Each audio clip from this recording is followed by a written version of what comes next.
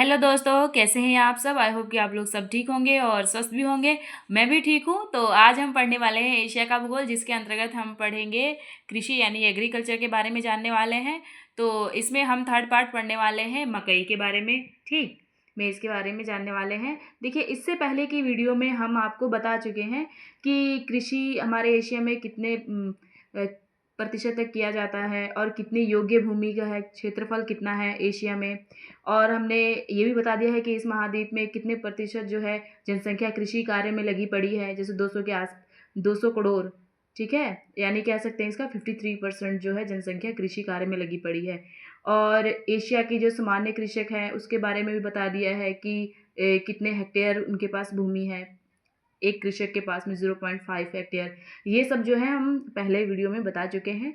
आप हमारे चैनल पे ये वीडियो जाकर ज़रूर देखिएगा, आपको समझ में ज़रूर आएगा। वरना इस वीडियो के डिस्क्रिप्शन में आपको लिंक मिल जाएगा, आप वहाँ जाके ज़रूर देखिएगा। देखिए, और भी हम बता दें आपको कि उसमें क्या क्या है। आप थोड़ा लगेगा आपको कि हाँ, हम क्यों जाएँ देखने के लिए, तो आपको हम बता दें, आप इसलिए देखेंगे क्योंकि उसमें हमने देश भी बता रखा है कि एशिया में कौन कौन से ऐसे देश है जहाँ पे कृषि कार्य में कितना है। जैसे थाईलैंड में 74% जो है जनसंख्या कृषि में लगी पड़ी है। ठीक है, अब जैसे 168 लाख हेक्टेयर टन जो है भूमि है कृषक के पास थाईलैंड में। ठीक, ऐसे कुछ जानकारी आपको वहाँ देखने को मिलेगी। और आपको उपज के बारे में भी बताया गया है, एशिया के प्रमुख फसलें बताई गई हैं और फूड क्रॉप्स और कमर्शियल क्रॉप्स के बारे में बताया गया है आपको। ठीक, जिसमें हम खाद्यान्न फसलें और व्यापारिक फसलें। ठीक, हम खाद्यान्न फसलों में फर्स्ट कर चुके हैं चावल, सेकंड हमने किया है गेहूँ, थर्ड कर रहे हैं हम लोग मकई के बारे में। तो चलिए हम स्टार्ट करते हैं। तो मकई एशिया की गरीब एवं ग्रामीण जनसंख्या का मुख्य भोजन पदार्थ है।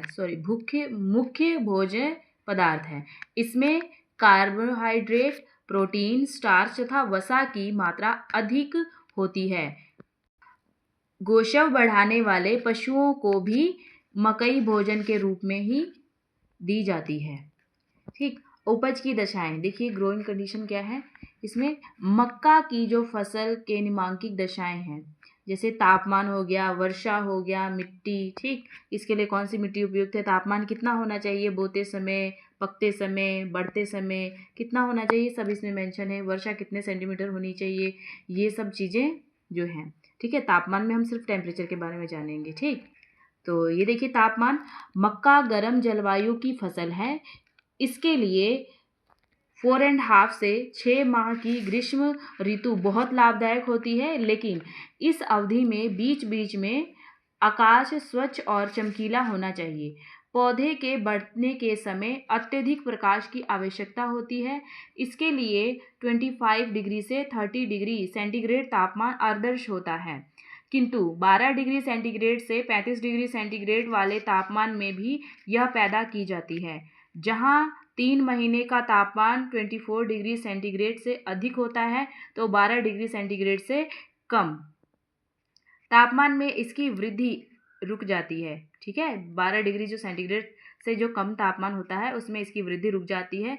अब अधोष्ण देशों में शीतकाल में भी उन्नत मक्का पैदा किया जाता है। अब आप देखिए, थोड़ा सा मुझसे ये हो जाता है कि ये जो नंबर वगैरह है 25 डिग्री सेंटीग्रेड, 30 डिग्री, ये थोड़ा है, ये मुझे भी थोड़ी सी प्रॉब्लम होती है। ठीक है, तो कहीं कहीं इंग्लिश यूज़ कर रही हूँ, कहीं कहीं पे हिंदी, तो इस बात को समझ लीजिएगा। ठीक है, अब ये मेरी एक छोटी सी प्रॉब्लम है जो नहीं हो पाती है मेरे से सॉल्व, तो थोड़ा आप मैनेज कर लीजिएगा। तो चलिए, अब देखिए वर्षा। फसल के शीघ्र पकने के लिए समय समय पर संतोषजनक वर्षा हो जानी चाहिए, जिससे भूमि बिना सींचे ही तर बनी रहे। इसकी फसल के लिए 50 से 100 सेंटीमीटर तक वर्षा होनी चाहिए। 150 सेंटीमीटर वर्षा वाले भागों में भी यह पैदा की जाती है। मक्का के पकने के समय अपेक्षाकृत कम आर्द्रता और खुली धूप होनी चाहिए।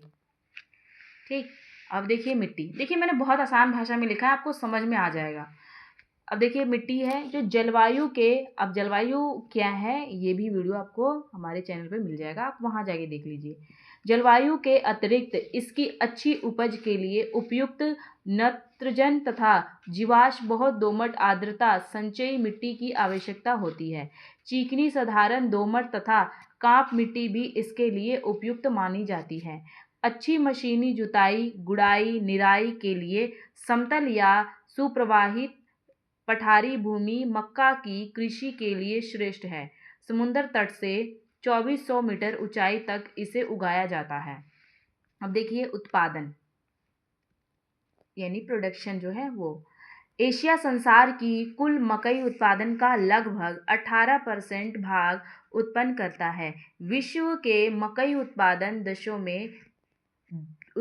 देशों में चीन का संयुक्त राज्य अमेरिका, ठीक है, उत्पादन जो देश हैं वो है चीन, संयुक्त राज्य अमेरिका के बाद दूसरा स्थान है, ठीक, भारत, इंडोनेशिया, फिलीपाइन, टर्की, पाकिस्तान आदि भी मकई के प्रमुख उत्पादन देश हैं। आप इस बात को ध्यान में रखिएगा कि मकई उत्पादन में जो देश है चीन है फर्स्ट और संयुक्त राज्य अमेरिका का जो है दूसरा स्थान है, ठीक। अब चलिए हम देख लेते हैं कि चीन में कहाँ कहाँ पे जो है ये मकई का जो है खेती किया जाता है। देख लेते हैं इसे, जो जो जो चीन का स्थान है विश्व में मकई उत्पादन देशों में इसका दूसरा स्थान है, ठीक। यह एशिया की सबसे अधिक मकई उत्पन्न करता है। और जो अब आप एक बात और जानिए कि सूअरों को अधिक मात्रा में मकई भोजन के रूप में दिया जाता है। आप शायद पहली बार सुन रहे होंगे, अगर सुना है तो कोई बात नहीं, लेकिन आप इस बात अगर सुना है पहली बार तो जान लीजिए कि सूअरों को अधिक मात्रा में जो है चीन के लोग जो है भोज्य के रूप में मकई को देते हैं। और सूअरों द्वारा जो अच्छे मांस की जो प्राप्ति होती है ताकि अच्छे मांस उनको मिल सके। चीन का जो विशाल मैदान है दक्षिणी पश्चिमी जो है चीन के उच्च प्रदेश और जो मध्य चीन में जो अधिक मात्रा में जो मकई का है उत्पादन किया जाता है, ठीक। अब भारत के बारे में जान लेते हैं। भारत जो है एक निर्धन व्यक्तियों का मुख्य भोज्य मकई माना जाता है, ठीक। यहाँ मकई उत्पन्न करने वाले जो क्षेत्र हैं गंगा यमुना का द्वाब, पूर्वी उत्तरी प्रदेश, पश्चिमी बिहार, ठीक, पंजाब तथा हरियाणा का मैदानी भाग है, ठीक है। देखिए इसको मैंने नहीं लिखा है क्योंकि लिखना ज़्यादा हो पाता है, तो लिखूँ ज़्यादा नहीं, इसके लिए बोल के आपको समझा दे रही हूँ। मुझे लगता है कि बोल के समझाना ज़्यादा अच्छा है क्योंकि आपको इससे समझ में आएगा। लिखते इसलिए हैं ताकि कभी कभी होता है ना कि कई होते हैं बच्चे जिनको लिख के ज़्यादा अच्छा समझ में आता है, इसलिए मैंने खुद लिखा है, ठीक। मैंने आसान भाषा में कोशिश करी है लिखने की। अब आप देखिए अगला है इंडोनेशिया। इंडोनेशिया या हिंदेशिया, ठीक है, आप इसमें कंफ्यूज मत हुइए, दोनों एक ही है। मकई जो है इस देश की जो है महत्वपूर्ण फसल है, आप ऐसा कह सकते हैं। यहाँ की कुल कृषि जो है भूमि में लगभग 30% जो है भाग मकई उत्पन्न किया जाता है। और मकई का उत्पादन जो है सुमात्रा, जावा और ये मदुरा द्वीप पर किया जाता है। और फिलीपाइन, अब ये देख लीजिए फिलीपाइन के बारे में कि जो मकई की जो कृषि के लिए यहाँ जो सभी भौगोलिक सुविधाएं प्राप्त हैं यहाँ पे फिलीपाइन में, ठीक। और मकई की जो कृषि के लिए जो नेग्रोस है, उत्तरी सुजो और जो काग्यान घाटी है और सीपू तथा जो बोहोल विशेष जो है उल्लेखनीय है। और अब देखिए पाकिस्तान के बारे में, तो जो है जो मकई पाकिस्तान की जो महत्वपूर्ण फसलों में से जो है जो अटक, सियालकोट, कोना, होलन, गुजरावाला, सखर, शेखपुरा जो है ये मकई के जो उत्पादन है, ठीक, मुख्य रूप से यहाँ पे किया जाता है। और अब अंतर्राष्ट्रीय व्यापार की अगर दृष्टि से देखें तो थाईलैंड और जो कंबोडिया है मकई का कुछ जो मात्रा में निर्यात करता है। बस ऐसे ही आपकी जानकारी के लिए बता दिया मैंने। तो वीडियो कैसी लगी कमेंट बॉक्स में ज़रूर बताएं। अगली वीडियो में आपको हम बताने वाले हैं ज्वार, बाजरा और सोयाबीन के बारे में, ठीक। तो मिलते हैं नेक्स्ट वीडियो में, बने रहिएगा, तब तक के लिए बाय बाय।